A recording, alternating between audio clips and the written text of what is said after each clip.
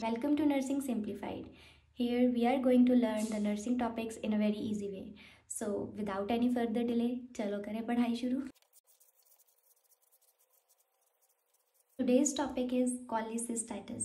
So cholecystitis is a very interesting and one of the most common topics of medical surgical nursing. ये हमारा topic है जो हमारा GI system से related है एंड वेरी इंपॉर्टेंट टॉपिक जो अक्सर नर्सिंग एग्जाम्स में आता है. अगर देखा जाए तो ये रियल वर्ल्ड में भी बहुत ज़्यादा कॉमन है. Many patients are suffering from this. So let's get started. First we will break down the word that is chole, cyst and itis. So this is a word जो हम break down करेंगे 3 major parts में. Chole is something related to bile. Cyst is medical terms में हम इसको refer करेंगे सम membranes sac, कुछ ऐसा सैक, कुछ ऐसा ऑर्गन जो एक सैक की तरह दिखता है, ठीक है. और आइटिस अगर आप जानते हैं तो it is known as inflammation. Medical terms में itis is refer to as inflammation. So basically it is a disease condition where there is an inflammation of the membranous sac that stores the bile, right?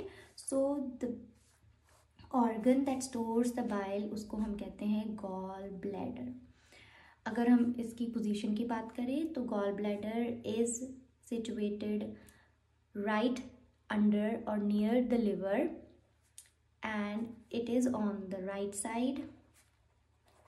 side of body. It is a part of GI system. GI is gastrointestinal system and its main function is to store the bile. It stores bile. अब bile क्या है? Bile is a digestive juice जो gall bladder में जाके store होता है and bile has major functions in the digestive system जो हम आगे चल के पढ़ेंगे.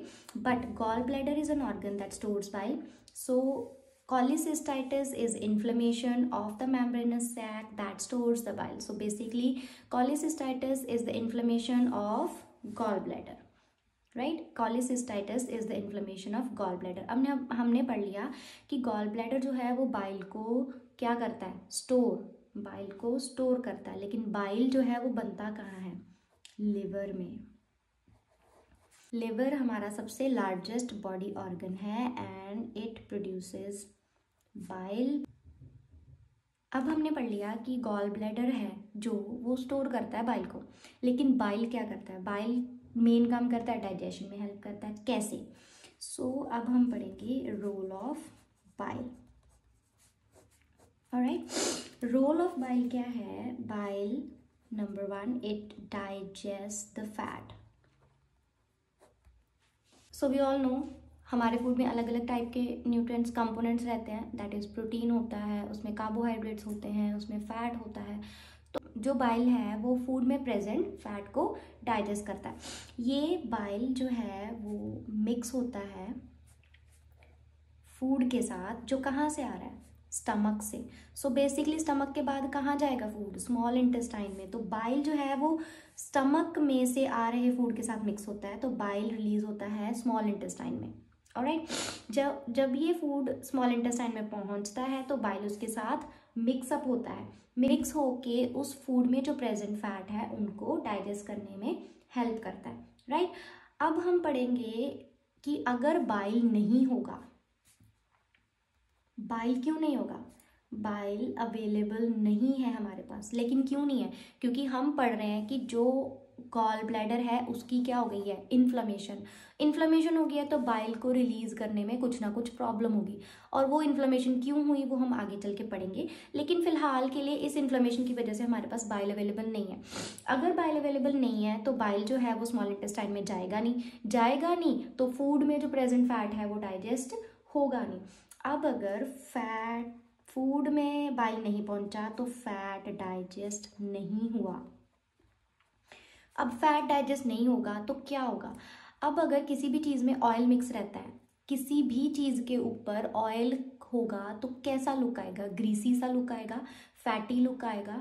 You can see and tell that fat present है, इसमें ऑयल प्रेजेंट है, ये चीज़ ऑयली है। सो अगर फैट प्रेजेंट नहीं होगा, अगर फैट डाइजेस्ट नहीं होगा तो वो फैट उस फूड के अंदर प्रेजेंट रहेगा। तो फूड जो है वो स्टमक के बाद स्मॉल इंटेस्टाइन में जाएगा, फिर लार्ज इंटेस्टाइन में जाएगा, उसके बाद अल्टीमेटली जो फूड है वो होगा एक्सक्रीट, बॉडी से बाहर जाएगा। लेकिन उस फूड में से फैट, प्रोटीन, कार्बोहाइड्रेट, इनको बॉडी क्या करती है, डाइजेस्ट। लेकिन अभी यहाँ पे फैट हमारा डाइजेस्ट नहीं हो रहा है। अगर फैट डाइजेस्ट नहीं हो रहा है तो वो स्टूल के साथ बॉडी से एक्सक्रीट हो जाएगा, एक्सक्रीटेड विद द फूड। ठीक है, अगर फैट फूड के साथ एक्सक्रीट हो रहा है तो क्या होगा, जो स्टूल्स आएंगे, डेफिकेशन मटेरियल आएगा, उसमें फैटी लेयर प्रेजेंट रहेगा, वो ग्रीसी होंगे, वो ऑयली रहेंगे, राइट। तो ये हमारा सबसे इम्पॉर्टेंट सिम्टम है दैट पेशेंट को फैटी स्टूल रहेगा, ग्रीसी स्टूल्स रहेंगे, ऑयली ऑयली उसमें विजिबल रहेगा। तो ये फैटी स्टूल्स है, इसके लिए मेडिकल टर्म रहती है हमारे पास स्टीटोरिया। स्टीटोरिया, स्टीटोरिया जो है it is one of the main important symptoms जो हम कॉलेसिस्टाइटिस में पढ़ेंगे और any other problem with the gall bladder, liver, इसके साथ हम रिलेटेड पढ़ेंगे। बाइल के साथ अगर कोई भी प्रॉब्लम आएगी तो पेशेंट का एक इम्पॉर्टेंट सिम्टम स्टीटोरिया रहेगा। स्टीटोरिया क्या है, ये फैटी स्टूल है, ये ग्रीसी स्टूल है जो किसकी वजह से बना है, क्योंकि फैट बॉडी में डाइजेस्ट नहीं हुआ। क्यों नहीं हुआ, क्योंकि बाइल नहीं था। बाइल क्यों नहीं था, क्योंकि उसके बनने में या तो प्रॉब्लम हुई या उसको स्टोर करके रिलीज करने में प्रॉब्लम हुई। वो क्यों हुई वो हम बाद में पढ़ेंगे। तो फैट डाइजेस्ट नहीं होता। ठीक है, अब दूसरा बाइल का फंक्शन है, ये व्हीकल बनता है बिलीरुबिन के लिए, बिलीरुबिन के लिए व्हीकल बनता है। अब व्हीकल क्या होता है, कैरियर, जो किसी चीज़ को एक जगह से दूसरी जगह लेके जाए। और बिलीरुबिन क्या है, बिलीरुबिन एक तरह का पिगमेंट है, पिगमेंट है जो कहाँ से आता है, ये वेस्ट प्रोडक्ट होता है बॉडी का। कब बनता है वेस्ट प्रोडक्ट, कब बनता है, आरबीसी ब्रेकडाउन में। अब आरबीसीज ब्रेकडाउन में जो वेस्ट प्रोडक्ट बनता है वो एक तरह का पिगमेंट है जो बिलीरुबिन होता है उसका नाम, राइट। आरबीसीज हम जानते हैं 120 डेज के बाद आरबीसीज टूटते हैं, नए आरबीसीज बनते हैं। RBCs are red blood cells that are formed every 120 days in our body. तो आरबीसीज टूटेंगे, ठीक है, उसमें से कुछ पिगमेंट निकलेगा या कुछ भी उसके कंपोनेंट्स निकलेंगे। तो जो पिगमेंट है उसका नाम रख दिया बिलीरुबिन। अब बिलीरुबिन एक वेस्ट प्रोडक्ट है, वो बॉडी को नहीं चाहिए, राइट। बॉडी उसको क्या करेगी, बाहर निकालेगी। उसको बाहर निकाल के उठा के लेके जाने के लिए हमें कोई चाहिए, तो वो जो है वो बाइल है। बाइल बिलीरुबिन के साथ अटैच होता है, उसको हम बोलते हैं कॉन्जुगेशन, कॉन्जुगेशन। तो हम कहते हैं कि ये जो है बिलीरुबिन और बाइल आपस में कॉन्जुगेट हो गए, अटैच हो गए, and that's how bilirubin is excreted from the body. अब अगर बिलीरुबिन को कॉन्जुगेट करने के लिए बाइल नहीं रहेगा तो क्या प्रॉब्लम आएगी। बाइल क्यों नहीं रहेगा, क्योंकि हमने पढ़ा कि यहाँ कुछ प्रॉब्लम हो रही है जिसकी वजह से बाइल अवेलेबल नहीं है, राइट। हम फिर से वही करेंगे दैट बाइल नॉट अवेलेबल। अब बाइल अवेलेबल नहीं होगा तो बिलीरुबिन बाहर नहीं जाएगा, राइट। बिलीरुबिन बाहर नहीं जाएगा तो बिलीरुबिन जो है एक्यूमुलेट कर जाएगा बॉडी में, एक्यूमुलेट्स इन द बॉडी। ये है हमारे पास वेस्ट प्रोडक्ट, राइट। अब हम घर में से रोज़ कचरा निकालते हैं, कचरे वाली गाड़ी आती है तो कचरा लेके जाती है। अब अगर वो कचरे वाली गाड़ी नहीं है हमारे पास, कचरा कोई उठाने नहीं आएगा तो क्या होगा, घर में कचरा फैला रहेगा, घर के आसपास फैला रहेगा, तो वो प्रॉब्लम्स क्रिएट करेगा। That is what is happening here. Bilirubin is accumulating in the body because bile is not taking it away. So bilirubin अंदर जमा होने की वजह से जो प्रॉब्लम्स आएंगी वो हमारे मेन सिम्टम्स बनेंगे। तो क्या होगा, बिलीरुबिन का एक पिगमेंट है, वो कुछ कलर है, पिगमेंट है, तो वो सबसे पहले क्या करेगा, येलोइश डिस्कलरेशन,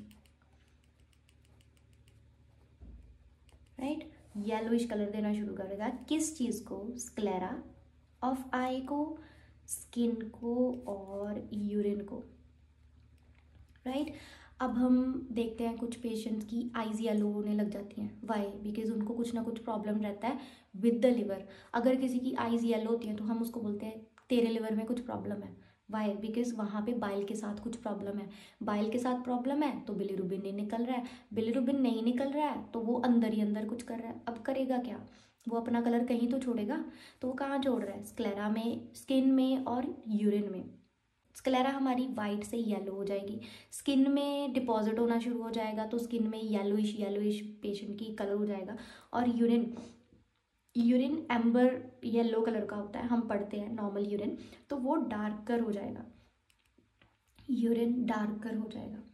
अब अनदर थिंग, अगर बिलीरुबिन बॉडी में रहेगा तो बाहर नहीं जाएगा। जो काम उसने बाहर जाते टाइम करने थे वो भी नहीं करेगा। तो बिलीरुबिन बाहर जाते टाइम क्या काम करता है? हमने पढ़ा कि बिलीरुबिन जो है वो बाइल के साथ कॉन्जुगेट होता है। और बाइल किस रास्ते से निकल रहा है बॉडी में, किस रास्ते से जा रहा है? डाइजेस्टिव सिस्टम के थ्रू।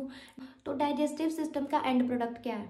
स्टूल्स। हमने यहाँ भी पढ़ा कि स्टूल्स जो है वो लास्ट बाय प्रोडक्ट है बॉडी का जो डाइजेस्टिव सिस्टम से निकलता है। तो अब जो बिलीरुबिन था उसने बाइल के साथ कॉन्जुगेट होकर स्टूल को कलर देना था, राइट।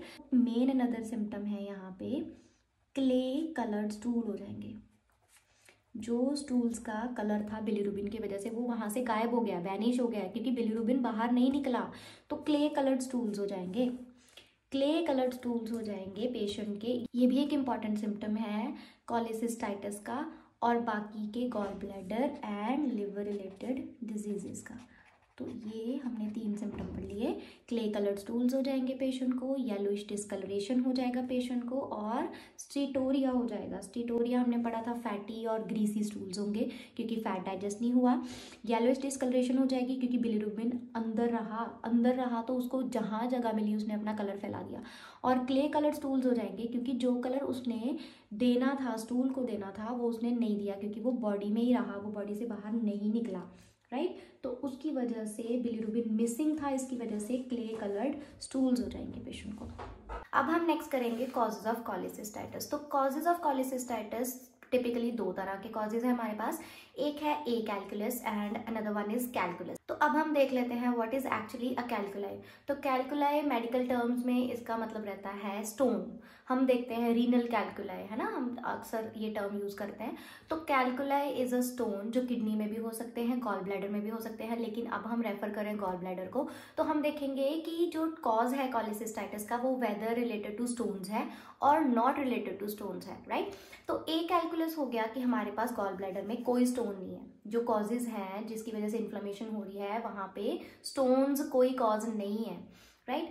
नेक्स्ट इज कैलकुलस, मतलब कि स्टोन्स हमारे पास प्रेजेंट है। गॉल ब्लैडर में जो प्रॉब्लम हुई, इन्फ्लेमेशन हुई, वो स्टोन्स की वजह से हुई। अब हम देखेंगे कि ए कैलकुलस में एक्चुअली होता क्या है। तो ए कैलकुलस में अब स्टोन तो नहीं है, तो कुछ ना कुछ गड़बड़ हो रही है कि वहां से बाइल नहीं निकल रहा, बाइल सिस्टम में नहीं जा रहा, जिसकी वजह से ये सारी प्रॉब्लम्स हो रही है, राइट। तो ए कैलकुलस है जहाँ पे गॉल ब्लैडर काम नहीं कर रहा है प्रॉपरली, कॉन्ट्रैक्ट नहीं कर रहा है प्रॉपरली, क्योंकि गॉल ब्लैडर जो है वो एक बैलून की जैसा ऑर्गन है, मेम्ब्रेनस सैक है, ठीक है। तो वो कॉन्ट्रैक्ट करेगा तो जो बाइल है वो रिलीज होगा। इट इज लाइक जो आप देखते हो बीपी अपरेटस का बैलून रहता है जिसको हम पंप करते हैं ताकि मशीन वर्क कर सके, तो वो बैलून के जैसा उसका शेप भी वैसा ही होता है। बीपी अपरेटिस का बैलून है तो उसको हम पंप करते हैं तो उसमें जो कफ लगा होता है उसमें इन्फ्लेशन होती है, जो हवा जो हम पंप करते हैं बैलून से करते हैं, तो बेसिकली हम बैलून को कॉन्ट्रैक्ट कर रहे होते हैं, राइट। तो ये गॉल ब्लैडर भी सिमिलर टू उस बैलून के है जो हम बीपी अपरेटिस की मशीन में देखते हैं। तो अब प्रॉब्लम ये हुई है कि गॉल ब्लैडर काम नहीं कर रहा, वो प्रॉपरली कॉन्ट्रैक्ट नहीं कर रहा तो उसमें से पंप होके बाइल जो है वो बाहर नहीं निकल रहा, बाइल बाहर नहीं निकल रहा, सिस्टम में नहीं जा रहा, तो वो अंदर एक्यूमुलेट हो रहा है तो उस वजह से वो अंदर भरे जा रहा है तो इन्फ्लेमेशन हो रही है। ये हम आगे चल के पैथोफिजियोलॉजी में पढ़ेंगे कि कैसे बाइल एक्यूमुलेट होके इन्फ्लेमेशन कॉज कर, राइट। तो ये वाली जो कंडीशन है कब होती है, कुछ स्पेसिफिक कंडीशंस में ये चीज़ हमें देखने को मिलती है।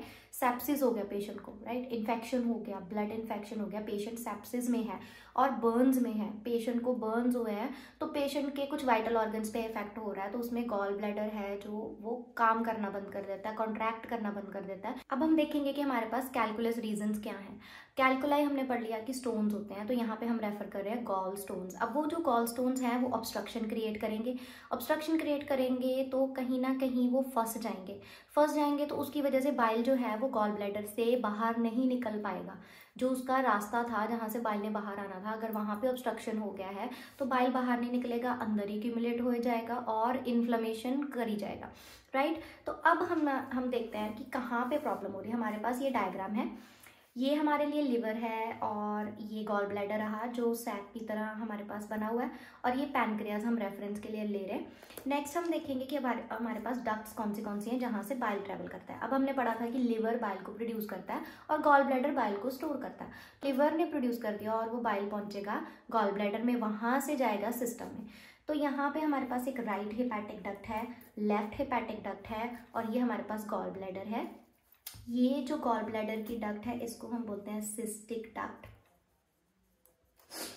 ये जो गॉल ब्लैडर के ऊपर, मतलब ये दोनों डक्ट्स को मिला के और गॉल ब्लैडर से पहले वाली डक्ट है, इसको हम बोलते हैं common hepatic duct. Hepatic, as if you know, hepatic is related to liver, तो लिवर की जो डक्ट्स हैं उनको मिला के एक कॉमन डक्ट बनी, एक राइट लोब से आई, एक लेफ्ट लोब से आई, उनको मिला के एक कॉमन डक्ट बनी जिसको हमने नाम दे दिया कॉमन हेपेटिक डक्ट, ठीक है। उसके बाद ये गॉल ब्लैडर की डक्ट है, सिस्टिक डक्ट, ये कॉमन हेपेटिक डक्ट के साथ मिलेगी, ये मिल गई यहाँ पे। ये उसके बाद जो बनी, ये बनी कॉमन बाइल डक्ट। क्यों कॉमन बाइल डक्ट? क्योंकि यहाँ से भी बाइल आ रहा है, वो जा रहा है गॉल ब्लैडर में स्टोर होने, फिर वो गॉल ब्लैडर में स्टोर हुआ बाइल निकल रहा है, तो वो भी इसी रास्ते जा रहा है। तो ये कॉमन बाइल डक्ट बनी, किसको मिला के बनी? कॉमन हेपेटिक डक्ट को और सिस्टिक डक्ट को, राइट। अब ये कॉमन बाइल डक्ट जो है ये हमारे पास पैनक्रियाटिक डक्ट है। ये कॉमन बाइल डक्ट इस पैनक्रियाटिक डक्ट के साथ मिलके कहाँ जाएगी? खुलेगी स्मॉल इंटेस्टाइन में। स्मॉल इंटेस्टाइन में जाके ये सिक्रीशंस को रिलीज करेगी। जो सिक्रीशंस कहाँ जाएंगी? स्मॉल इंटेस्टाइन में फूड के साथ मिक्स होंगी, बाइल अपना एक्शन करेगा, फैट डाइजेस्ट होगा, फिर वो आगे का प्रोसेस चलेगा। लेकिन अब प्रॉब्लम क्या हो गई है? गॉल स्टोन्स कहाँ हो गए? यहाँ गॉल ब्लैडर में। तो ये कहीं ना कहीं जाके ऑब्स्ट्रक्ट करेंगे इस डक्ट को, तो यहाँ से बाइल बाहर नहीं आएगा तो ये सिस्टम में नहीं जाएगा, तो प्रॉब्लम्स क्रिएट होंगी जो हम पीछे पढ़ के आए हैं, इंपॉर्टेंट सिम्टम्स। अब हम पढ़ेंगे इनके risk factors. Next topic is risk factors. किसके? जो हम डिजीज कंडीशन पढ़ रहे हैं, कॉलीसिस्टाइटिस के लिए रिस्क फैक्टर्स कौन कौन से हैं? तो इसमें सबसे पहले हम पढ़ेंगे इंपॉर्टेंट चीज 4Fs। 4Fs कौन से हैं? Female, 40, fertile and family history. ये 4 Fs हैं। जो फीमेल है वो ज़्यादा रिस्क पे है एज़ कम्पेयर टू मेल्स। बहुत सारे डिजीज़ कंडीशंस होते हैं जिसमें कुछ में जेंडर के बेसिस पे भी रिस्क फैक्टर इंक्रीज होता है। कुछ रिस्क फैक्टर्स मेल के लिए ज़्यादा होते हैं, कुछ में रिस्क फैक्टर्स फीमेल के लिए ज़्यादा होते हैं। तो कॉलीसिस्टाइटिस में फीमेल ज़्यादा रिस्क पे है। और कौन सी फीमेल्स? जो 40 हैं, मतलब ओल्डर एज में है, यंग नहीं है, ठीक है, 40 की एज में है, 40+ है, और फर्टाइल है, वो चाइल्ड बियरिंग एज में है, जो फीमेल प्रेगनेंसी कैरी कर सकती हैं। और another factor is family history. जिनकी फैमिली हिस्ट्री रहेगी कॉलीसिस्टाइटिस की और गॉल स्टोन्स की, उनके बहुत ज़्यादा रिस्क बढ़ जाता है कि उनको कॉलीसिस्टाइटिस होने की प्रॉब्लम है। Another risk factor is obesity. क्योंकि ओबेसिटी में सबसे ज़्यादा मेन क्या फैक्टर है? ग्रीसी फूड, ऑयली फूड, वो सारा कुछ रहेगा। उसकी वजह से लिवर में प्रॉब्लम होगी, लिवर में प्रॉब्लम क्रिएट होगी तो बाइल में प्रॉब्लम होगी, बाइल में प्रॉब्लम रहेगी तो गॉल ब्लैडर में प्रॉब्लम होगी। So obesity is another risk factor. Next अब हम करेंगे इसकी पैथोफिजियोलॉजी।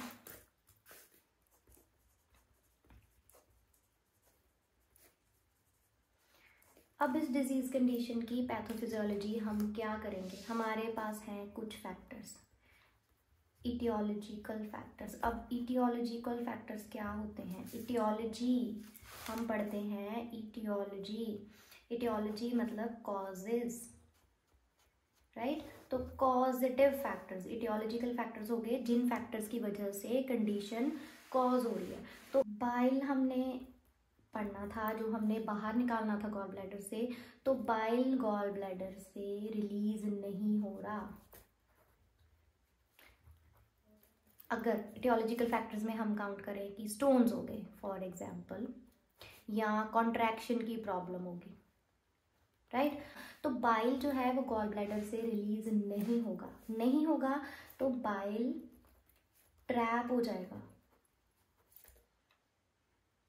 एक्यूमुलेशन हो जाएगा, गॉल ब्लैडर के अंदर ही भर जाएगा वो। तो उसमें क्या होगा, गॉल ब्लैडर में इन्फ्लेमेशन हो जाएगी और वो डिस्टेंड हो जाएगा। हमने कहा था gall bladder is like a balloon, like sac है। तो अब एग्जाम्पल लेंगे बैलून की। अगर हमारे पास एक बैलून है, अगर हम उसमें पानी भरते हैं, वो अपनी शेप में डिस्टेंड होता जाएगा, इन्फ्लेमेशन होती जाएगी उसमें, वो भरता जाएगा। उसी तरह से जो ये इन्फ्लेमेशन है ये क्या करेगी, पेशेंट के गॉल ब्लैडर में एडीमा कर देगी। एडीमा क्या होता है, एडीमा इज स्वेलिंग। अब देखो इतना सा था गॉल ब्लैडर, अब ये एक्यूमुलेट हो के बाइल ये इतना बड़ा हो गया है, ठीक है। अब ये छोटा गॉल ब्लैडर इतने डबल साइज में हो जाएगा, तो यहाँ से जो है वो नैरो होनी शुरू हो जाएगी, उसके ऊपर प्रेशर क्रिएट होगा। जो प्रेशर क्रिएट होगा तो वो बाइल के फ्लो को ऑब्स्ट्रक्ट करेगा।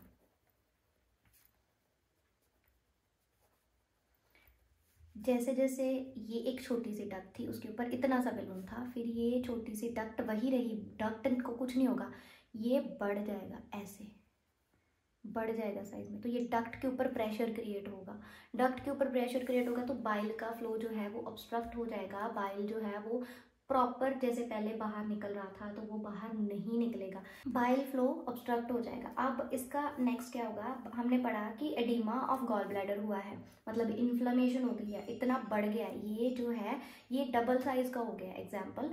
तो ये जो इन्फ्लेम्ड गॉल ब्लैडर है ये क्या करेगा, blood vessels and surrounding structures को प्रेशर देगा, ठीक है। Blood vessels and surrounding structures compressed, क्योंकि गॉल ब्लैडर एक ऑर्गन है, गॉल ब्लैडर को ब्लड सप्लाई होगी क्योंकि तभी वो काम कर पाएगा। अब जो ब्लड वेसल्स उसको सप्लाई दे रही थी यहाँ से, उनमें क्या हो जाएगी, उनमें कंप्रेशन हो जाएगी। ये जो इतना भरा हुआ गॉल ब्लैडर है उसके ऊपर प्रेशर डालना शुरू कर देगा, ठीक है। अब वो ब्लड वेसल्स के ऊपर प्रेशर डाल रहा है तो वो ब्लड वेसल्स में ब्लड फ्लो इम्पेयर हो जाएगा,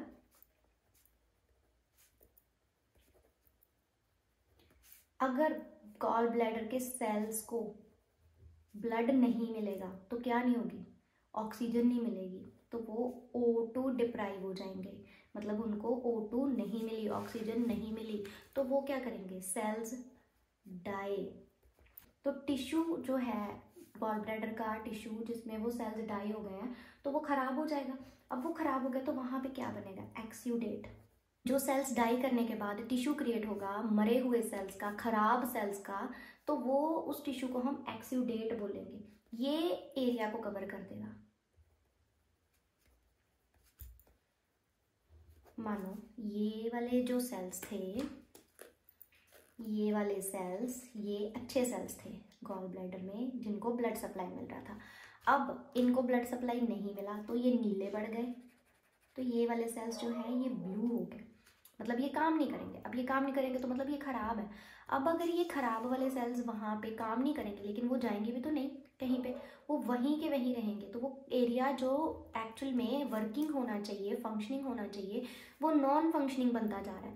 वो भी अल्टीमेटली प्रेशर डालेगा और काम नहीं करेगा। वो प्रेशर जो है वो गॉल ब्लैडर को और प्रॉब्लम क्रिएट करेगा, और जो एरिया डाई कर गया है वो इन्फेक्शन भी क्रिएट करेगा। अब इन्फेक्शन हो रहा है, उसकी वजह से भी इन्फ्लेमेशन हो रही है। तो ये जो सेल्स डाई करे, इनकी वजह से इन्फ्लेमेशन बढ़ जाएगा। इन्फ्लेमेशन बढ़ रहा है तो कॉलिसिस्टाइटिस बढ़ जाएगा और ज़्यादा हो जाएगा। बेसिकली हमने पैथोफिजियोलॉजी में क्या पढ़ा कि इटियोलॉजिकल फैक्टर्स जो हमने पढ़े थे, ए कैलकुलस और कैलकुलस फैक्टर्स, मतलब कि कॉन्ट्रैक्शन में प्रॉब्लम या स्टोन्स वाले फैक्टर्स, उनकी वजह से बाइल रिलीज नहीं हो रहा है गॉल ब्लैडर से, जिसकी वजह से बाइल गॉल ब्लैडर में ही ट्रैप हो जा रहा है, अंदर ही जमा हो जा रहा है। जैसे बैलून में हम पानी भरते जा रहे हैं तो उसका साइज बढ़ने लगता है, तो गॉल ब्लैडर इन्फ्लेम हो जाएगा, डिस्टेंड हो जाएगा, अपने साइज से बढ़ जाएगा, एडिमा हो जाएगा गॉल ब्लैडर, बाइल फ्लो को ऑब्स्ट्रक्शन क्रिएट होगी। अब जो इन्फ्लेम हुआ गॉल ब्लैडर है वो खुद के लिए प्रॉब्लम्स क्रिएट करेगा। कैसे? वो जो ब्लड वेसल्स उसको ब्लड सप्लाई करती हैं फंक्शन करने के लिए, उन ब्लड वेसल्स के ऊपर प्रेशर क्रिएट करेगा। गॉल ब्लैडर के सेल्स को प्रॉपरली ब्लड सप्लाई नहीं मिलेगी तो उसमें ऑक्सीजन प्रॉपर नहीं पहुंचेगी, गॉल ब्लैडर के सेल्स ऑक्सीजन के बिना फंक्शन नहीं कर पाएंगे और सेल्स की डेथ होनी शुरू हो जाएगी, सेल्स खराब होने शुरू हो जाएंगे। और जो गॉल ब्लैडर के सेल्स मरेंगे ना तो गंदा वाला टिश्यू क्रिएट होगा, दैट इज एक्सुडेट। वो नॉर्मल एरिया को कवर करना शुरू कर देगा। ये जो एक्सुडेट है ये फर्दर रीजन बनेगा इन्फेक्शन का, क्योंकि जहाँ पे इन्फेक्शन होगी वहाँ इन्फ्लेमेशन होगी, वहाँ पे स्वेलिंग होगी, तो जो टिश्यू डाई कर गए हैं वहाँ उसकी वजह से इन्फ्लेमेशन क्रिएट होगी और कॉलिसिस्टाइटिस हो जाएगा। नेक्स्ट हम करेंगे signs and symptoms. Signs and symptoms of cholecystitis. Signs and symptoms cholecystitis के सबसे पहले हम क्या करेंगे कि अगर इन्फ्लेमेशन हुई है कहीं पे तो पेशेंट को क्या होगा? पेशेंट को सबसे पहले होगा पेन। अब ये पेन कैसा होगा? सीवियर होगा, सीवियर एब्डोमिनल पेन। एब्डोमेन किसको कहते हैं हम? टमी एरिया को। तो सीवियर एब्डोमिनल पेन होगा। एब्डोमेन के किस हिस्से में होगा? एपीगैस्ट्रिक रीजन में पेन होगा। अब ये एपीगैस्ट्रिक रीजन जो है ये अपर एब्डोमेन होता है। हमने पढ़ा था कि गॉल ब्लैडर राइट साइड में सिचुएटेड है, स्टमक के और लिवर के पास में, तो अपर एरिया में सिचुएटेड है, एब्डोमेन के इस क्वाड्रेंट में सिचुएटेड है। अपर एब्डोमेन में हमारे साथ में ये रिब्स होती हैं, राइट? हम देखते हैं ना अपर एब्डोमेन में रिब्स होती है हमारे, तो राइट साइड की रिब्स को इन्वॉल्व करेगा ना ये। तो जो पेन है वो रेडिएट करेगा राइट शोल्डर ब्लेड को हम कहते हैं स्केपुला। तो ये पेन जो है वो राइट स्केपुला में रेडिएट कर जाएगा। अब हमने दो चीज़ें पढ़ ली कि पेशेंट को राइट अपर एब्डोमिनल पेन होगा जो काफ़ी सीवियर होएगा और वो रेडिएट करेगा राइट स्केपुला में। इसी पेन की हम बात करें तो pain worsens if patient breathes in deeply,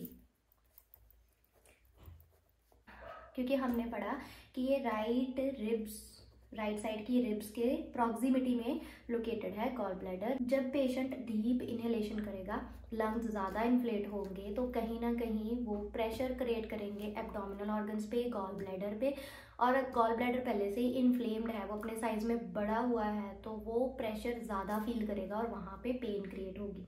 इसी के साथ हमारा एक वेरी इंपॉर्टेंट साइन आता है, पॉजिटिव मर्फीज साइन। ये क्या होगा? हम पेशेंट को कहेंगे कि breathe out then breathe in. जब पेशेंट ब्रीद इन करेगा तो कहाँ प्रेस करेंगे हम? Press under ribs. Watch for breathing due to pain. As you know, अगर पेशेंट को पेन हो रहा है तो उसकी ब्रीदिंग पे इफेक्ट होगा। जहाँ तो वो ब्रेथ होल्ड करने की कोशिश करेगा या वो शैलो ब्रीद करेगा, मतलब डीप ब्रीद नहीं करेगा सो दैट उसको पेन कम हो, या फिर वो अपनी सांस रोकने की कोशिश करेगा।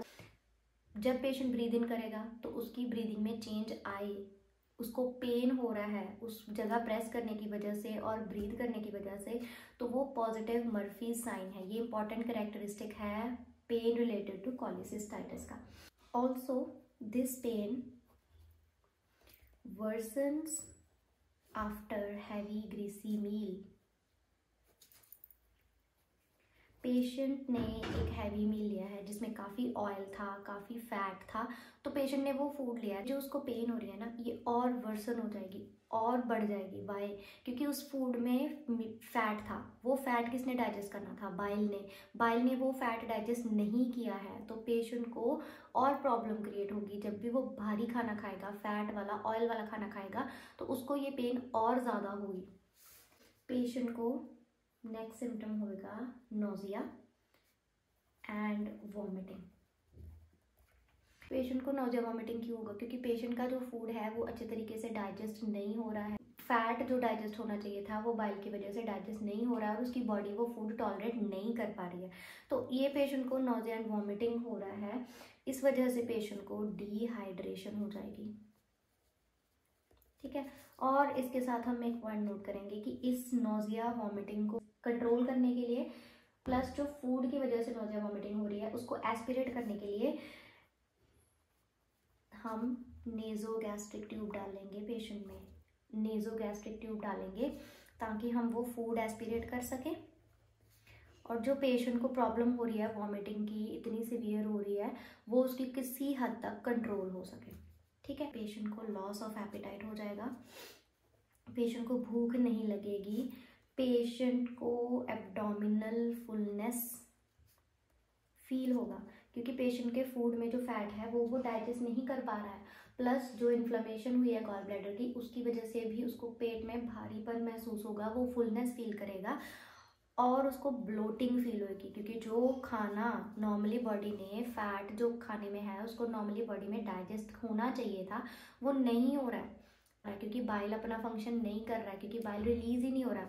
उसकी वजह से पेशेंट को फुलनेस फील हो रही है, पेशेंट ब्लोटेड फील कर रहा है, उसकी वजह से उसको भूख नहीं लग रही और जो खाना उसको पचाना चाहिए उसी की वजह से वो नहीं पचा, तो अब नोजिया एंड वॉमिटिंग हो रहा है। नेक्स्ट हम पढ़ेंगे जो हमने पहले भी सिम्टम्स पढ़ लिया है कि पेशेंट को क्या हो जाएंगे, जॉन्डिस।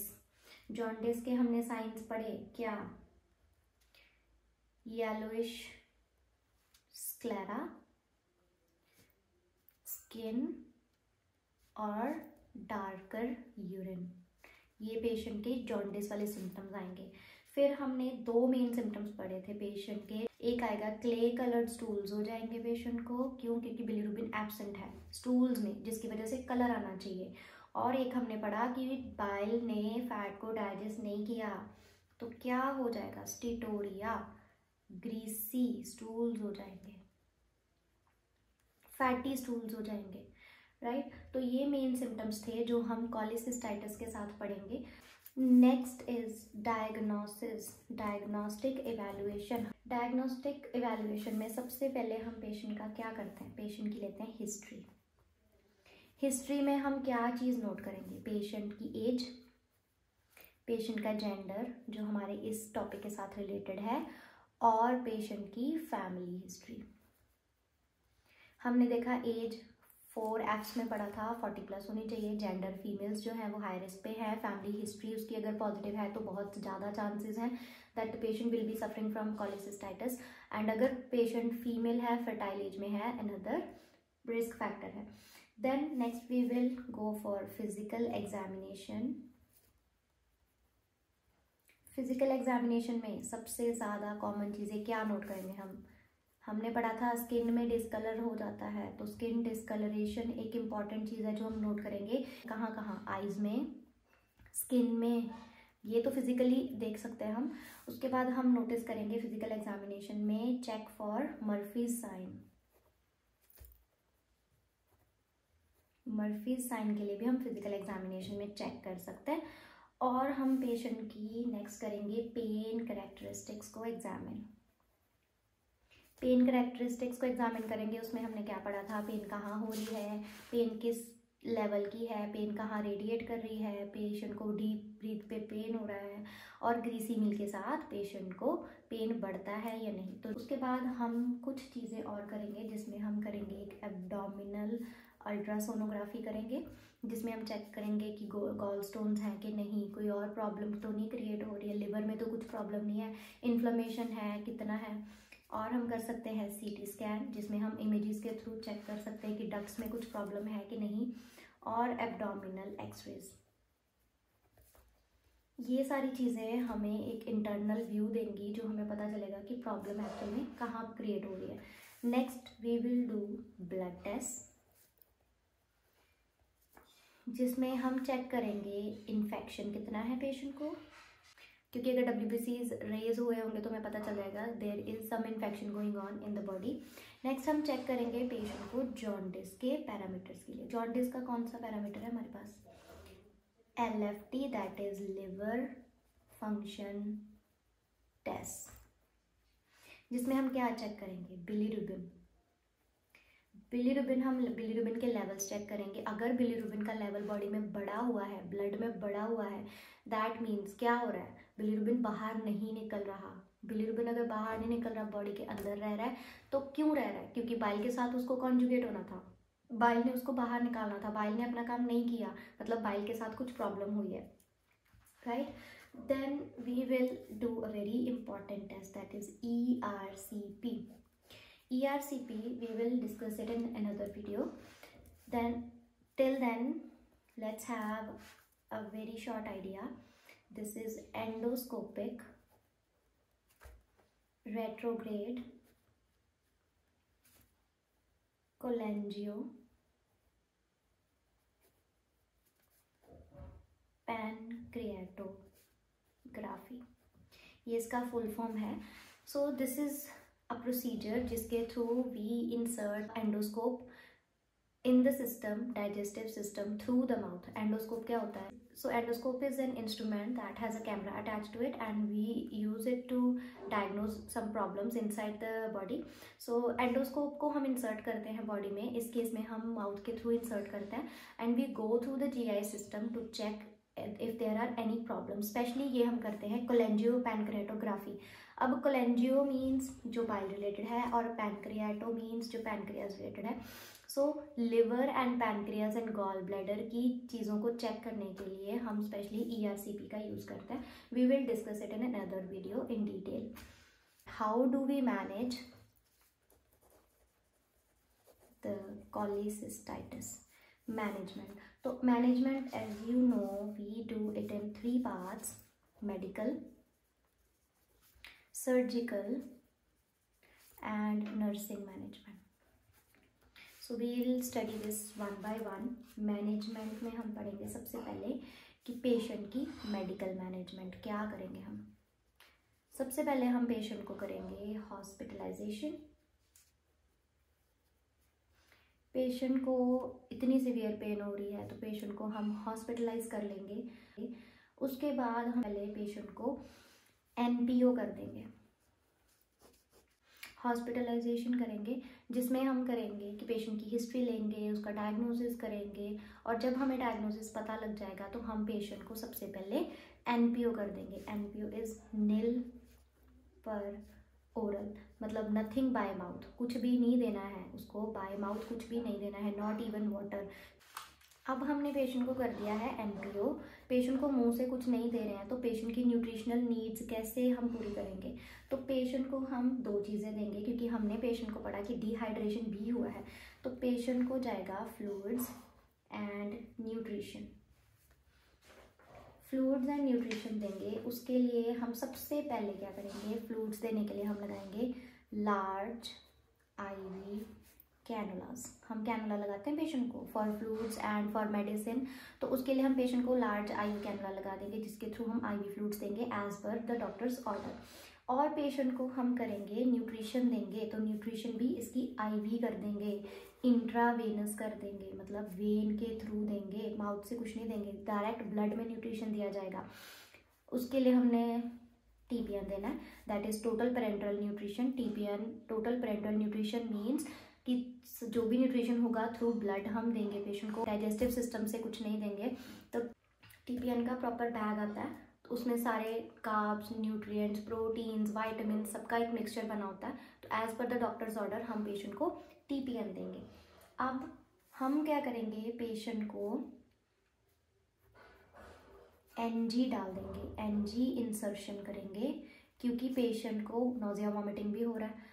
तो एनजी हम डालेंगे टू ड्रेन क्या, स्टमक के कंटेंट्स, डाइजेस्टिव सिस्टम के कंटेंट्स। तो हम उसको फूड को ड्रेन करेंगे और जो भी उसमें अंदर प्रॉब्लम होगी वो सारा कुछ बाहर निकालने के लिए हम एनजी इंसर्ट करेंगे। फूड देने के लिए एनजी इंसर्ट नहीं करेंगे। अगर आपको पता हो तो एनजी हम बहुत कामों के लिए पेशेंट में डालते हैं। एनजी हम फीडिंग के लिए डालते हैं, एनजी हम पेशेंट को एस्पिरेट करने के लिए डालते हैं, मतलब जो भी उसके स्टमक में, डाइजेस्टिव सिस्टम में अंदर है तो उसके लिए हम डालते हैं पेशेंट को, कि पेशेंट का जो भी अंदर की चीज़ें हैं वो पेशेंट की बाहर आ सके। जो पेशेंट को मेन प्रॉब्लम्स हो रही हैं उनका हम ट्रीटमेंट करेंगे। सबसे पहले हम पढ़ा था कि पेशेंट को नोजिया एंड वॉमिटिंग हो रहा है, तो पेशेंट को नोजिया एंड वॉमिटिंग के लिए हम ड्रग्स देंगे, वो होंगे एंटी एमेटिक्स। एंटी एमेटिक्स क्यों, एमेटिक्स मतलब एमिसिस, ये वर्ड बना है वर्ड से एमिसिस से, एमिसिस को हम बोलते हैं वॉमिटिंग। ये जो ड्रग्स वॉमिटिंग को प्रिवेंट करेंगी वो हम पेशेंट को देंगे। सबसे कॉमनली यूज्ड ड्रग है ओंडासेट्रोन, जो हम पेशेंट को दे सकते हैं, कॉमनली हॉस्पिटल्स में दिया जाता है। ओंडासेट्रोन ये इसका जेनरिक नेम है, ब्रांड नेम नहीं है, ये जेनरिक नेम है। ये क्या करेगा, पेशेंट की वॉमिटिंग को प्रिवेंट करेगा, पेशेंट की वॉमिटिंग को रोकेगा, और जिसकी वजह से जो पेशेंट की डिहाइड्रेशन हो रही है उसको बैलेंस करेगा। उसकी वजह से उसको जो फ्लूइड इलेक्ट्रोलाइट इम्बैलेंस हो गया है उसको प्रिवेंट करेगा, मतलब डिहाइड्रेशन को भी बैलेंस करेगा और फ्लूइड इलेक्ट्रोलाइट्स को भी बैलेंस करेगा। क्यों, क्योंकि ये नॉजिया वॉमिटिंग प्रिवेंट करेगा। नेक्स्ट हमने पढ़ा था कि पेशेंट को इंटेंस पेन होता है, तो उस पेन रिलीफ के लिए हम पेशेंट को कुछ मेडिसिन देंगे, जिसको हम कहते हैं एनाल्जेसिक्स। पेन रिलीफ मेडिकेशंस को हम कहते हैं एनाल्जेसिक्स। और इसमें ड्रग ऑफ चॉइस जो है, जो कॉलीसिस्टाइटिस के केस में दिया जाता है, that drug name is meperidine, meperidine. Then हमने पढ़ा था कि पेशेंट को इन्फेक्शन हो रहा है, क्योंकि अंदर जो सेल्स हैं वो डाई कर रहे हैं, क्योंकि ब्लड सप्लाई प्रॉपर नहीं पहुंच रहा है और वहाँ पे इन्फेक्शन क्रिएट हो रहा है। तो पेशेंट को हम एंटीबायोटिक्स भी देंगे। तो पेशेंट को एंटीबायोटिक्स हम कुछ स्पेसिफिक सॉल्ट्स के कॉम्बिनेशन होते हैं, जैसे मेन इसमें आता है एम्पिसिलिन एंड सल्बैक्टम। ये कॉमनली यूज्ड सॉल्ट के कॉम्बिनेशंस हैं जो आम इस केस में यूज़ किया जाता है। पिप्रसिलिन एंड टेजोबैक्टम, ये आपको याद ही करने पड़ेंगे। एम्पिसिलिन एंड सल्बैक्टम एक सॉल्ट का कॉम्बिनेशन, ये एक मेडिसिन है। पिप्रसिलिन एंड टेजोबैक्टम का जो एक सॉल्ट का कॉम्बिनेशन आता है, ये दूसरी मेडिसिन है। इसका अगर सीवियर इन्फेक्शन हो रहा है तो उस केस में डॉक्टर्स प्रिस्क्राइब करते हैं मीरोबैनम। आपने सुना होगा या देखा होगा हॉस्पिटल्स में पेशेंट के ऊपर यूज़ हो रहा है ये ड्रग मीरोबैनम। ये सीवियर केसेस में हम देते हैं। अदर ऑल्टरनेटिव्स जो मेडिसिन या एंटीबायोटिक्स हम यूज़ करते हैं, those are metronidazole, commonly use drug है ये भी, और सिप्रोफ्लॉक्सासिन, ये भी कॉमनली यूज ड्रग है। तो ये मेट्रोनिडाजोल एंड सिप्रोफ्लॉक्सासिन इन एंटीबायोटिक्स के ऑल्टरनेटिव ड्रग्स है। If they are not working और they are not available, so doctor can prescribe these drugs as well. Gall stones के लिए हम कुछ ड्रग्स यूज़ करते हैं जो नॉर्मली बहुत रेयर यूज़ किए जाते हैं। They are like rare treatments in this case, so we give oral salts, some oral drugs gall stones के लिए। तो वो मेन 2 ड्रग्स हैं, you have to remember the names.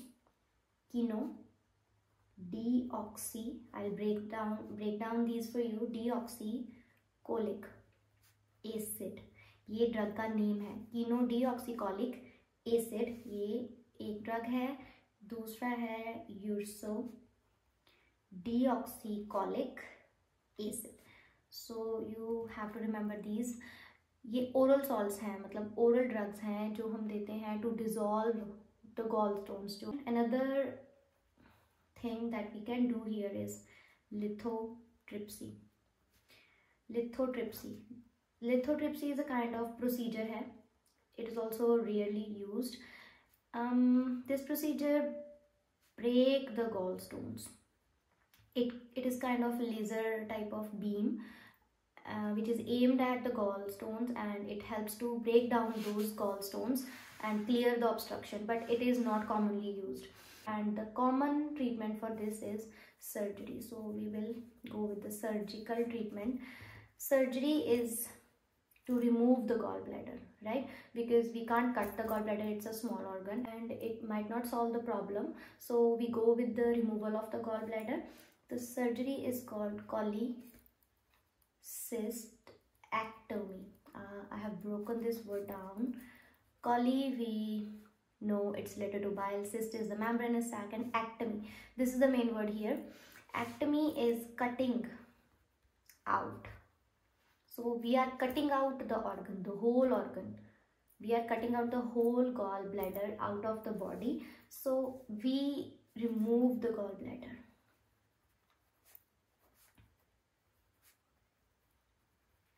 It can be done in two ways. It is open or closed. Open laparotomy or laparoscopic cholecystectomy.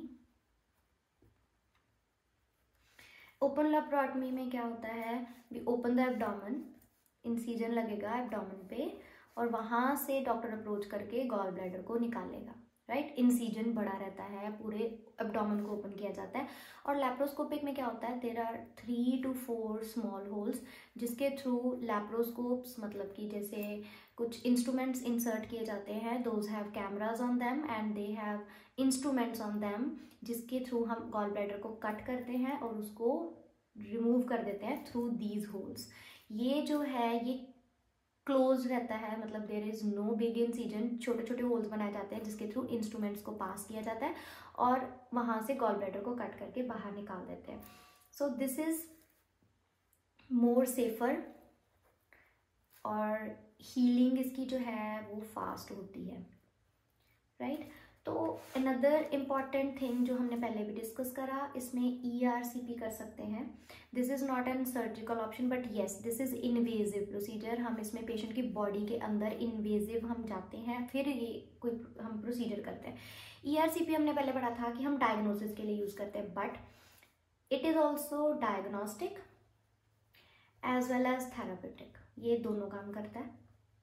Diagnostic कहाँ कि ये diagnose करने में हेल्प करता है, हम चेक करते हैं अंदर जाके कि प्रॉब्लम कहाँ क्रिएट हो रही है. और थेरापेटिक मतलब ये ट्रीटमेंट के लिए भी यूज़ होता है.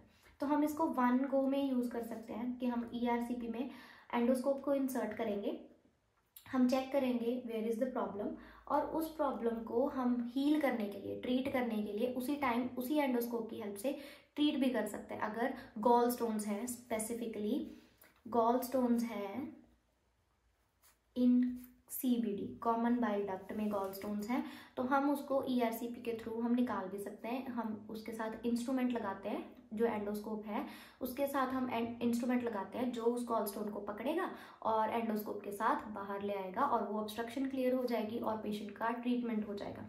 सो it is a procedure that is both diagnostic as well as therapeutic, and ये हम किसी और वीडियो में प्रॉपरली डिस्कस करेंगे. So cholecystectomy. Ectomy is cutting out whole organ. और यहाँ पे हमारे पास एक और टर्म आ गई है जो हम साथ में डिस्कस कर लेते हैं, दैट इज ऑटोमी. ये हमने करा एक्टोमी. अगर आपको पता हो तो very good, otherwise otomy and ectomy. Otomy is incision लगाना, काटना किसी चीज़ में ऑर्गन के थ्रू, इंसीजन लगाना, सिर्फ उसको बाहर नहीं निकालना, उसको वहीं के रहने देना, बट उसमें कुछ इंसीजन लगाना, उसके थ्रू कट करना. और एक्टमी पूरा उसको कट करके बाहर निकालना. तो एक्टमी. एक होता है ऑस्टोमी. ऑस्टोमी इज किसी चीज़ में होल क्रिएट करना. लाइक हम कोलोस्टोमी पढ़ते हैं तो उसमें हम करते हैं कि उसमें होल क्रिएट करा और उसको, उस होल को हमने किसी चीज़ के साथ कनेक्ट कर दिया, जैसे कि हम कोलोस्टोमी बैग लगा देते हैं, तो उसको हम उसमें एक ओपनिंग क्रिएट करते हैं. ऑस्टोमी में ओपनिंग क्रिएट करते हैं. So these terms are otomy, cutting, cut through करना, पूरा निकालना नहीं, बस इंसिजन लगाना या कट थ्रू करना। और एक्टमी कटिंग आउट, बाहर निकाल देना उसको निकाल के। ऑस्टमी जिसमें हम ओपनिंग क्रिएट कर देते हैं और उस ओपनिंग को हम यूज करते हैं। नेक्स्ट हमारे पास है नर्सिंग मैनेजमेंट। नर्सिंग मैनेजमेंट में हम बहुत सारी चीज़ें करेंगे। हमने सबसे पहले पेशेंट को कर लिया एडमिट, राइट। पेशेंट की ले ली हिस्ट्री जो हमने डिटेल्ड लेनी है। पेशेंट की कर दी हमने फिजिकल एग्जामिनेशन जो हमें फर्दर सिम्टम्स के बारे में इंफॉर्मेशन देगी। ये सारा कुछ करने के बाद अब हमने पेशेंट की मैनेजमेंट के लिए जाना है। तो हमने करा था कि हमने मेडिकल मैनेजमेंट में करा था कि हम करेंगे पेशेंट को एनपीओ, तो इसके लिए पेशेंट को करेंगे हम एजुकेट कि हम एनजी ट्यूब क्यों डाल रहे हैं। एनजी ट्यूब की इंसर्शन भी हम कर सकते हैं if we are allowed to do. In certain cases हमें नहीं अलाउ होता, अगर अलाउड है तो एनजी इंसर्शन नर्स करेगी, एजुकेशन देगी related to the NPO. Patient को प्रॉपर हम गाइड करेंगे कि क्या करना है, किस वजह से डाला है, क्यों, कितनी देर बाद हम निकाल सकते हैं या नहीं निकाल सकते हैं। और स्पेशली एजुकेशन देनी है कि कुछ भी, इवन वाटर भी हमने बाय माउथ नहीं लेना है। नेक्स्ट हम पेशेंट के लिए अगर एनपीओ रख रहे हैं पेशेंट को, ऊपर से हमने एनजी डाल दिया, तो पेशेंट को नीड रहेगा माउथ केयर। ये इंपॉर्टेंट पॉइंट है इसमें, हम पेशेंट को माउथ केयर देंगे क्योंकि अगर पेशेंट नील पर ओरल रहेगा तो आप सोचो आप थोड़ी देर, बहुत देर पानी नहीं पीते हो तो आपके माउथ में ड्राइनेस होना शुरू हो जाता है। अगर आप ड्राइनेस रखोगे माउथ में, प्रॉपरली सलाइवा अच्छे से भी प्रोड्यूस नहीं हो रहा है, तो पेशेंट के माउथ में डिटीरियोरेशन शुरू हो जाएगी, उसकी जो ओरल कैविटी है उसमें प्रॉब्लम आनी शुरू हो जाएगी। तो वो प्रॉब्लम ना आए उसकी वजह से हम पेशेंट को माउथ केयर देंगे।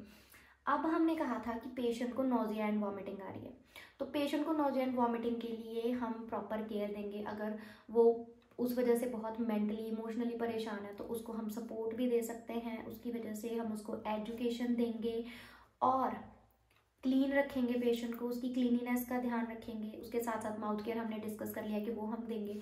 और उसको हो रही है डिहाइड्रेशन, फ्लूइड और इलेक्ट्रोलाइट बैलेंस इम्बैलेंस हमने पढ़ा था, तो हम क्या करेंगे, आईवी कैनुलास लगाएंगे, हमने पढ़ा था। तो वो कौन लगाएगी, नर्स लगाएगी, यस। तो आईवी केयर देंगे पेशेंट को, उसके कैनुले की ड्रेसिंग का ध्यान रखेंगे, उसको क्लीन रखेंगे, प्रॉपर उसको फ्लशिंग करेंगे। आईवी केयर के साथ साथ हम पेशेंट को fluids and electrolytes as per orders देंगे। जो फिजिशियन डॉक्टर ऑर्डर करेगा एज पर ऑर्डर्स हम उसको fluid electrolytes time to time उसको एडमिनिस्टर करेंगे। देन हमने पढ़ा था कि पेशेंट की जो भी हम टेस्ट करेंगे, लाइक हमने लैब्स टेस्ट करने थे डायग्नोसिस के लिए, तो पेशेंट के लिए हम लैब इन्वेस्टिगेशन जो है वो हम प्रॉपरली तरीके से करेंगे और टाइम टू टाइम करेंगे। जो भी डॉक्टर ऑर्डर करेगा वो हम उसको टेस्ट करेंगे, lab investigation as per orders. और उसके बाद हमने जो पेशेंट को मेडिसिन देनी है, मेडिकेशंस, जिसमें हमने पढ़ा था हम एंटीएमेटिक्स देंगे, ठीक है, साइड इफ़ेक्ट्स हम उसके चेक करेंगे, या फिर उसकी हम एक्सपायरी डेट कैसे देंगे, उसको प्रिपेयर कैसे करना है, वो चीज़ों का हम ध्यान रखेंगे, ठीक है। पेशेंट को पेन मेडिसिन कितनी चाहिए वो हम देखेंगे, पेशेंट की पेन को असेस करेंगे बार बार। साइन एंड सिम्टम्स में कुछ चेंजेस तो नहीं हो रहे, हम इसकी इवैल्यूएशन करेंगे प्रॉपर, क्योंकि अगर ये डिटीरियोरेट होंगे तो हमने क्या करना है, हमने डॉक्टर को इन्फॉर्म करना है। Evaluation and inform to doctor. क्यों हो सकते हैं पेशेंट के साइन एंड सिम्टम्स में, क्या प्रॉब्लम आ सकती है। मान लो पेशेंट का टेम्परेचर बढ़ रहा है क्योंकि इन्फेक्शन है, ठीक है। WBCs का काउंट, हमारी जो लैब इन्वेस्टिगेशन हमने करी थी उसमें WBCs का काउंट हमारा चेंज हो गया, तो वो हम पेशेंट का डॉक्टर को इन्फॉर्म करेंगे। नेक्स्ट, अब पेशेंट की जो हमने उसको एजुकेशन भी देनी है, मेंटल सपोर्ट भी देनी है, इमोशनल उसको सपोर्ट देनी है, वो हम करेंगे।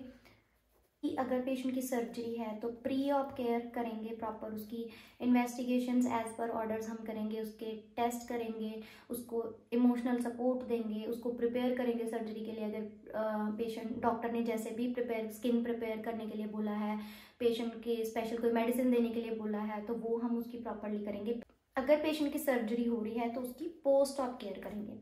पोस्ट ऑप केयर में बहुत सारी चीज़ें होंगी, जैसे pain management, pain assessment time to time, wound care अगर ओपन लेप्रोटमी हुई है, और अगर पेशेंट को कोई ड्रेन डल गया है, अक्सर होता है कि जब पेशेंट की कॉलेसिस्टेक्टमी होती है तो ड्रेन डली होती है तो टी ट्यूब डाल देते हैं पेशेंट को, तो वो जो ट्यूब्स हैं जहाँ ड्रेन डली हुई है उसकी हम प्रॉपर केयर करेंगे।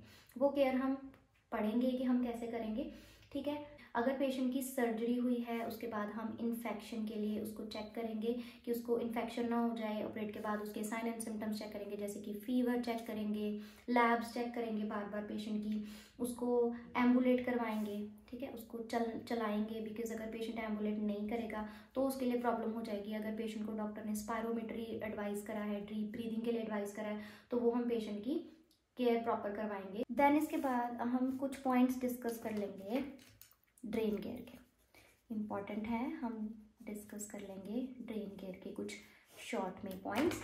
ड्रेन दो तरह की डल सकती है पेशेंट की, जिसके लिए हम एक डालते हैं सी ट्यूब और एक डालते हैं टी ट्यूब। जो सी ट्यूब है उसको हम बोलते हैं कॉलीसिस्टोटमी ट्यूब। जो टी ट्यूब है वो हम डालते हैं CBD में, कॉमन बाइल डक्ट में। So there is a major difference between these two. Cholecystostomy tube उन पेशेंट्स में डालते हैं patients who can not have surgery. ये मेरे कुछ शॉर्ट फॉर्म्स हैं, तो patient who can't have surgery immediately, like उनकी कुछ कॉन्ट्राइंडिकेशंस हैं। मान लीजिए कि पेशेंट का क्लॉटिंग टाइम सही नहीं आया है, ब्लीडिंग टाइम सही नहीं आया है, जहाँ उसकी कुछ मेडिसिन चल रही हैं, एग्जाम्पल ब्लड थिनर्स हैं, जिसकी वजह से हम सर्जरी नहीं कर पाएंगे, जहाँ हमें डिले करनी पड़ेगी। उस वजह से अगर पेशेंट को फिर भी प्रॉब्लम हो रही है तो हम कॉलीसिस्टोटमी ट्यूब डाल देते हैं, जो हम गॉल ब्लैडर में डालते हैं डायरेक्ट। ऑस्टमी मैंने बोला था, हम होल क्रिएट करके उसमें एक ट्यूब डाल देते हैं जिसको हम ड्रेन करेंगे, बाइल को उसमें से ड्रेन करेंगे, सो दैट जो एक्यूमुलेट हो रहा है बाइल, जिसकी वजह से डिस्टेंशन क्रिएट हो रही है, प्रॉब्लम बढ़ रही है, तो उसको हम ड्रेन करेंगे जब तक हम सर्जरी नहीं कर सकते। और ये जो टी ट्यूब है ये हम CBD में डालेंगे, that is common bile duct में हम डाल देते हैं। This is done after surgery हम डालते हैं, ठीक है। तो ये ड्रेन करेगा ब्लड, रिमेनिंग बाइल जो कहीं ना कहीं अंदर रह गया, जो प्रॉब्लम क्रिएट कर सकता है, जो सर्जरी के बाद रेजिडुअल रहता है, और एनी सिक्रीशंस जो वहाँ पे सर्जरी की वजह से एक्यूमुलेट ना हो, इसकी वजह से हम प्रिवेंशन के लिए टी ट्यूब डाल देते हैं। ड्रेन केयर में हम करेंगे उसको एम्प्टी रेगुलरली। ये कुछ पॉइंट्स हैं, empty the drain regularly, note the colour and amount, ये दोनों ड्रेन्स के लिए रहेगा। कुछ common points, note the colour and amount of drain, then observe the skin around insertion site. वहाँ जो स्किन है जहाँ पे ट्यूब डाल के, एब्डोमेन के साथ ट्यूब डाली है, जो आसपास की स्किन है उसको ऑब्जर्व करना है। क्यों? क्योंकि वहाँ से ऑब्जर्व क्या करेंगे हम, रेडनेस या कुछ रिएक्शन स्किन के ऊपर। कौन सा होगा रिएक्शन? रिएक्शन टू बाइल हो जाएगा। पेशेंट की जो स्किन है वो बाइल जो अंदर से निकलेगा, बाई चांस लीक हो रहा है ट्यूब में से, तो वहाँ पे पेशेंट की स्किन उसको रिएक्ट करेगी और कुछ प्रॉब्लम क्रिएट हो जाएगी। तो हमने साइट को वो करना है चेक, और इन्फेक्शन के साइंस के लिए चेक करना है, ठीक है। सूचर्स को चेक करना है हमने प्रॉपरली। क्लीन और change the dressing and the skin around the dressing. Dressing को हमने चेंज करना है और स्किन को हमने क्लीन रखना है। उसके बाद हम करेंगे चेक कि पेशेंट की जो ट्यूब है वो फ्री फ्रॉम किंक्स रहनी चाहिए, ठीक है। किंक्स जो ऐसे बल पड़ जाते हैं ट्यूब में, उस किंक से वो फ्री रहनी चाहिए ट्यूब, तभी वो जो फ्लो है वो सही आ पाएगा। अगर इसमें कुछ प्रॉब्लम क्रिएट होगी, अगर सपोज एक हम जो पाइप यूज़ करते हैं, वाटरिंग पाइप जो होती है, उसमें अगर कहीं पे ऐसे बल पड़ जाए या उसमें कुछ प्रॉब्लम हो जाए तो पानी सही तरह से नहीं निकलता है वहाँ से। तो वही ये फ्लो जो है वो सही रहना चाहिए। सबसे इम्पॉर्टेंट पॉइंट है कीप द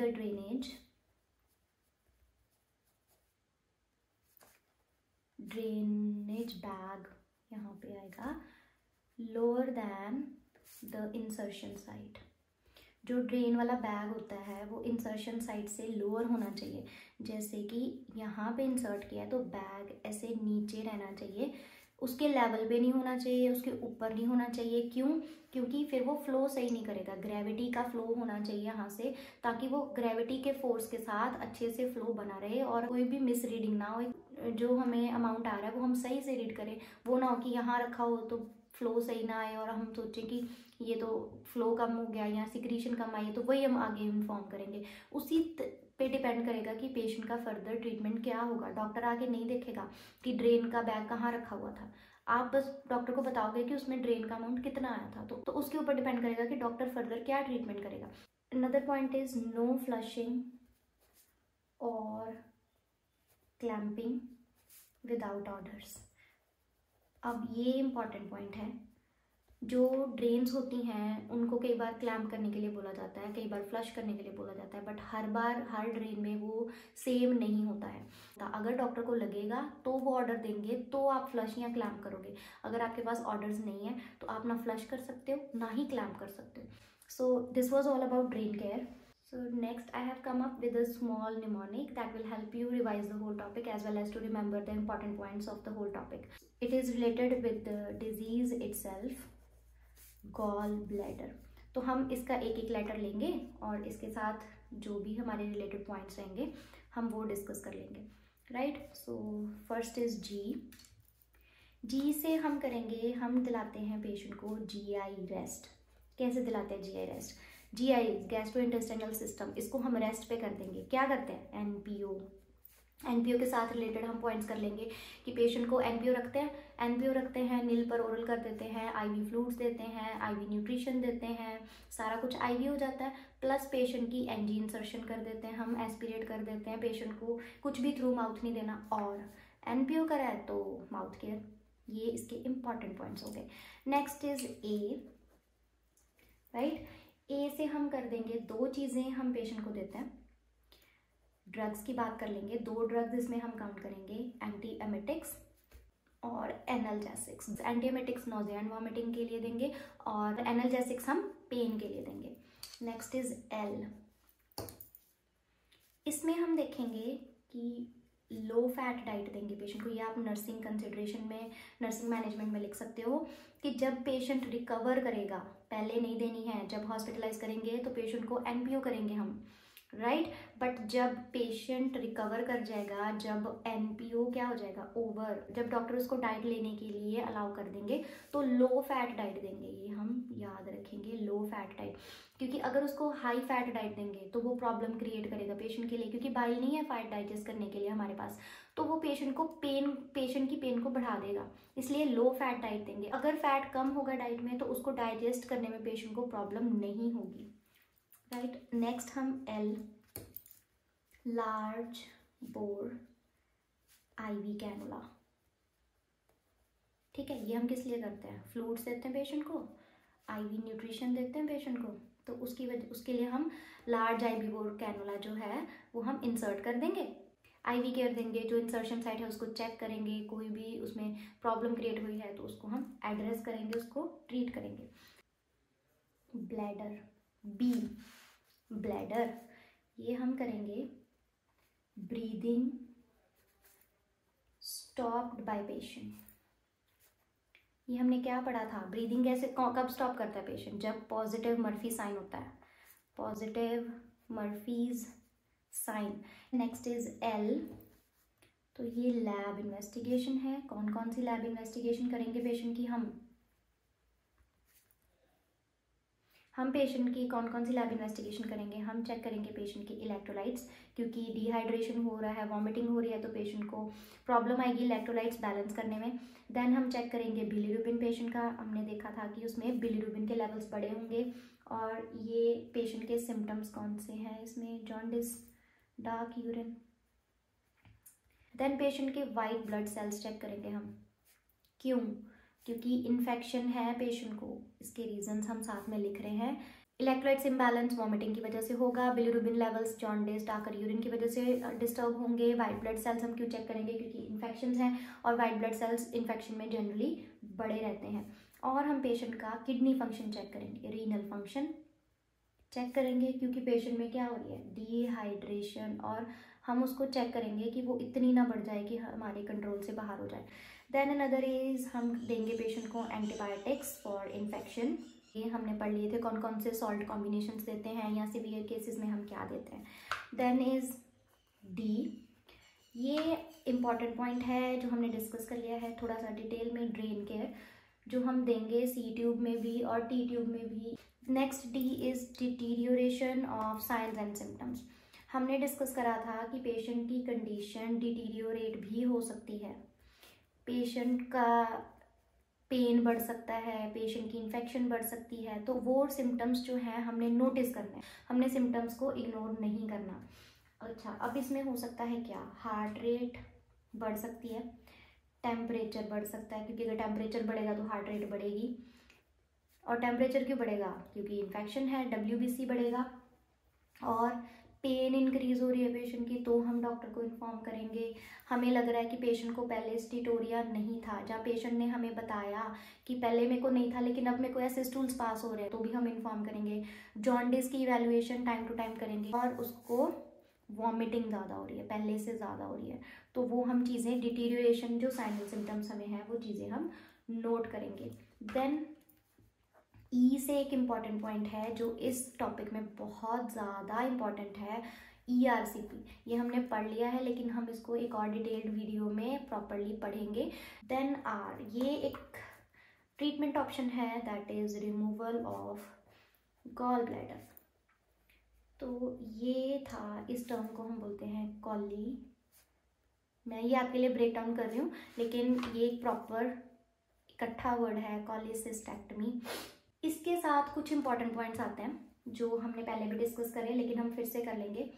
दैट इन्फेक्शन के लिए मॉनिटर करेंगे पेशेंट को, देन हम पेशेंट को एम्बुलेट करवाएंगे, ठीक है।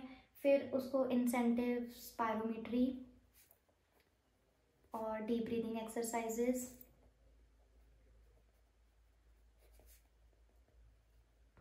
देन ड्रेन केयर, ये भी हम इसके साथ लिख सकते हैं, वैसे हमने अलग से डिस्कस कर लिया लेकिन ये सर्जरी के साथ रिलेटेड पॉइंट है। और पेशेंट की शोल्डर पेन को इवैल्यूएट करेंगे, ये इंपॉर्टेंट पॉइंट है एक, शोल्डर पेन की इवैल्यूएशन करेंगे क्योंकि कुछ पेशेंट्स को आफ्टर सर्जरी भी रेफर्ड पेन रहती है।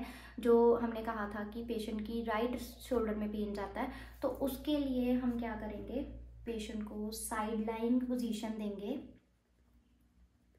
विद नीज बेंट, जैसे कि चेस्ट के साथ नीज लगी होंगी। So these were all points related to the cholecystectomy and I have discussed the most important points and most common points that are required to remember the whole topic. So I hope this helps and let's meet with a new topic and a new video. Until then, take care, like, share and subscribe.